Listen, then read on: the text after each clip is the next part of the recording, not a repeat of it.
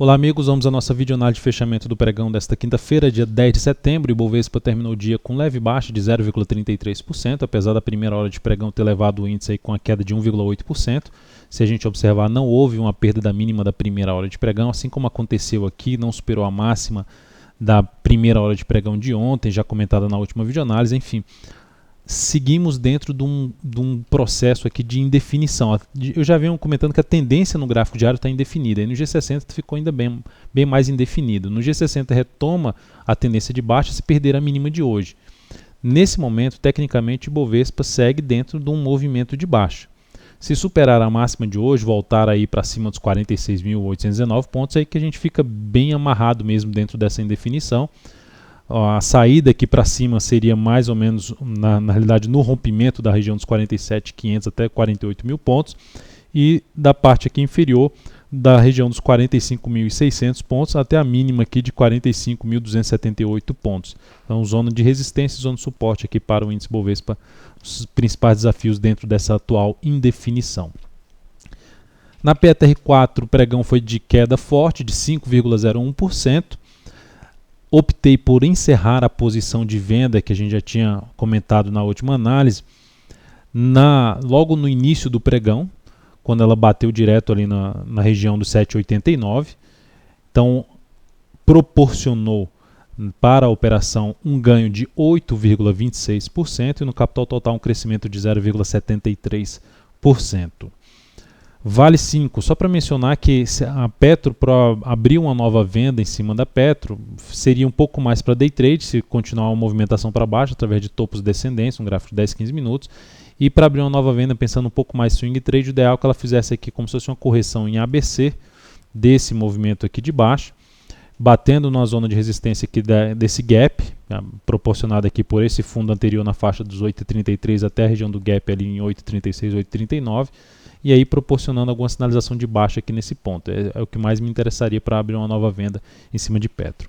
Vale 5 terminou o dia em forte alta de 4,17%, dentro do que eu já mencionei na última videoanálise. É um ativo que está em tendência de alta no gráfico diário, apesar de não se observar aqui de maneira muito clara um pivô de alta, mas está em tendência de alta, e quando ela superou a máxima do mês passado, no pregão de ontem, já superou a máxima do mês passado, gerando ali a formação de fundo, superando também a máxima da semana anterior, enfim, gerando uma sinalização mais forte por parte dos compradores, tornou-se um ativo mais para operar contra a tendência, se for para operar na ponta vendedora. Ou dentro da abertura do pregão com gap de baixa, não visualizei nenhuma alternativa que na realidade atendesse aos meus critérios de entrada para fazer uma venda em cima da Vale. Sigo aí ainda sem encaixar nenhuma operação de venda contra a tendência, e principalmente aqui para compra ainda com a relação risco-ganho para mim desfavorável. Na sequência temos aqui para comentar o mini índice do Ibovespa. O mini índice do Ibovespa, depois da abertura com forte gap de baixo, que ainda está em movimentação, se olharmos aqui para o gráfico 60 minutos, abriu com forte gap de baixo. Fiquei de olho nesse recuo para quê? Para atuar ainda a favor da tendência, não só do gráfico intraday, mas também aqui do gráfico diário, que tinha perdido aqui a mínima desse fundo anterior, mínima da semana passada. Então, optando por vender topo ali no gráfico de 10 minutos.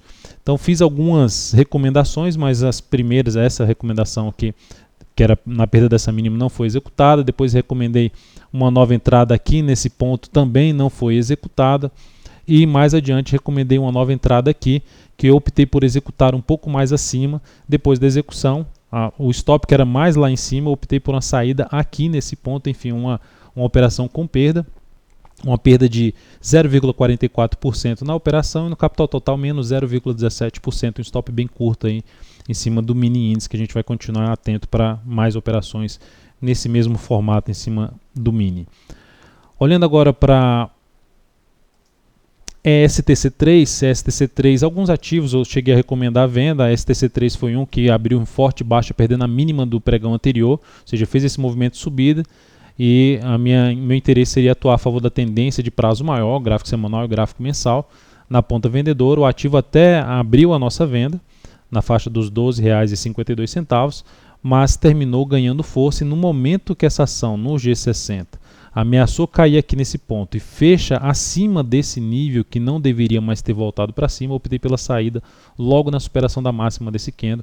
Enfim, uma saída aí com perda de 1,99% e no capital total menos 0,17%. Em MRV3 também abrimos uma posição de venda. Na recuperação do mercado, terminei optando pela saída, da mesma forma ali que ela voltou para cima da região, fechar acima dos 6,20 no gráfico de 60 minutos. A recomendação foi na perda da mínima do pregão de ontem, uma entrada em terminando acontecendo em R$ 6,29.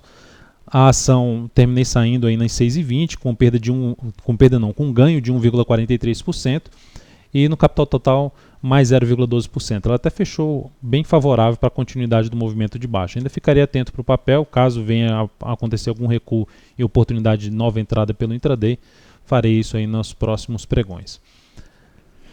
KLBN11, olhando ainda agora para a ponta compradora, KLBN11 continua sendo um ativo que eu ainda fico atento mais para a ponta compradora, uma das opções de entrada na superação dos R$ 21,40, stop aqui para baixo da mínima desse pregão, ou mais bem protegido abaixo dos R$ 20,82.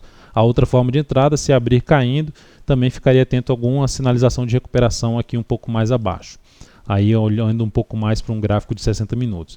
E por último a BEV3, que é um ativo que está em tendência de alta, ameaçou perder essa tendência no pregão de hoje, conseguiu até fazer um pequeno bom de recuperação, apesar da queda de 0,21%. É um ativo que eu vou ficar atento para ou optar por uma compra de um fundo ascendente no G60, ou se ficar aqui travado nesse nível e romper aqui para cima, de uma compra aqui nessa superação com stop aqui para baixo. Enfim, de um pivô de alta ali no gráfico de 60 minutos. Então é isso, amigos. Muito obrigado por sua atenção e até a nossa próxima videoanálise.